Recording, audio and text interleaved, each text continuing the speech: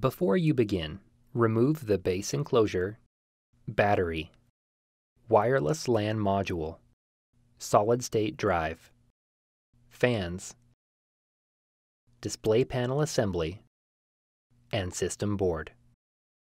Removal. Important. Make careful note of the routing of the power connector and speaker cables for later replacement. Remove the power connector cable from the routing channel on the right speaker.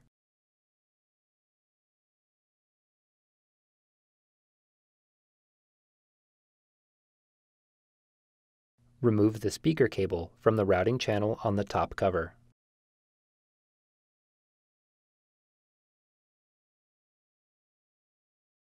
Remove the 4mm P1 Phillips-head screw that secures the right speaker to the top cover. Remove the speakers from the alignment pins and retention tabs on the top cover.